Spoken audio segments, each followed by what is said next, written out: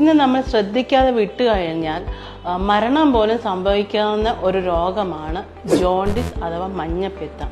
സാധാരണ ഇത് വരുമ്പോൾ ആരും അത് ശ്രദ്ധിക്കാറില്ല. അവർക്ക് വിശപ്പില്ലായ്മയാണ് ഇതിൻ്റെ മെയിൻ കാരണം. വിശപ്പുണ്ടാവില്ല, പുളിച്ചിത് കിട്ടുന്നുണ്ടാവും. ചില ആൾക്കാർക്ക് മഞ്ഞ കളറിൽ ഛർദിൽ ഉണ്ടാവാറുണ്ട്. പിന്നെ വിട്ടുമാറാത്ത പനി, ഇടയ്ക്കിടയ്ക്ക് കണ്ടിന്യൂസ് ആയിട്ട് പനി വരിക, ഇതൊക്കെ ഇതിൻ്റെ ഒരു ലക്ഷണമാണ്.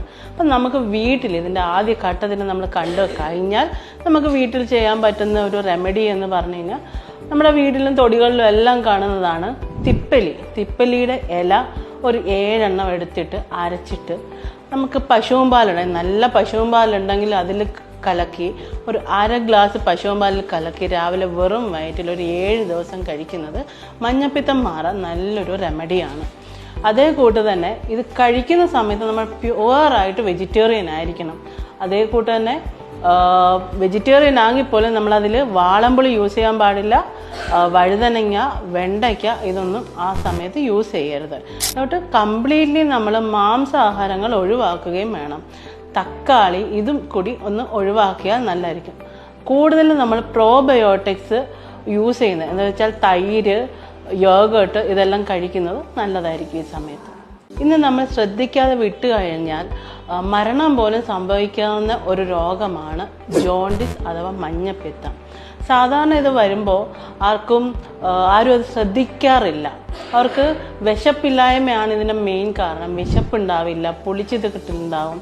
ചില ആൾക്കാർക്ക് മഞ്ഞ കളറിൽ ഛർദിൽ ഉണ്ടാവാറുണ്ട്. പിന്നെ വിട്ടുമാറാത്ത പനി, ഇടയ്ക്കിടയ്ക്ക് കണ്ടിന്യൂസ് ആയിട്ട് പനി വരിക, ഇതൊക്കെ ഇതിൻ്റെ ഒരു ലക്ഷണമാണ്. അപ്പം നമുക്ക് വീട്ടിൽ ഇതിൻ്റെ ആദ്യ ഘട്ടത്തിൽ നമ്മൾ കണ്ടു കഴിഞ്ഞാൽ നമുക്ക് വീട്ടിൽ ചെയ്യാൻ പറ്റുന്ന ഒരു റെമഡി എന്ന് പറഞ്ഞു കഴിഞ്ഞാൽ നമ്മുടെ വീട്ടിലും തൊടികളിലും എല്ലാം കാണുന്നതാണ് തിപ്പലിയുടെ ഇല ഒരു 7 എണ്ണം എടുത്തിട്ട് അരച്ചിട്ട് നമുക്ക് പശുവും പാലുണ്ടെങ്കിൽ, നല്ല പശുവും പാലുണ്ടെങ്കിൽ അതിൽ കലക്കി ഒരു 1/2 ഗ്ലാസ് പശുവും പാലിൽ കലക്കി രാവിലെ വെറും വയറ്റിൽ ഒരു 7 ദിവസം കഴിക്കുന്നത് മഞ്ഞപ്പിത്തം മാറാൻ നല്ലൊരു റെമഡിയാണ്.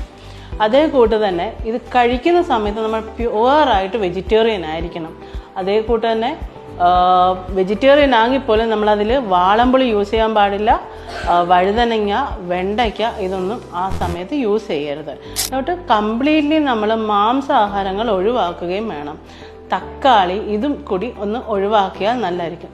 കൂടുതലും നമ്മൾ പ്രോബയോട്ടിക്സ് യൂസ് ചെയ്യുന്നത് എന്താ വെച്ചാൽ തൈര്, യോഗട്ട് ഇതെല്ലാം കഴിക്കുന്നത് നല്ലതായിരിക്കും ഈ സമയത്ത്.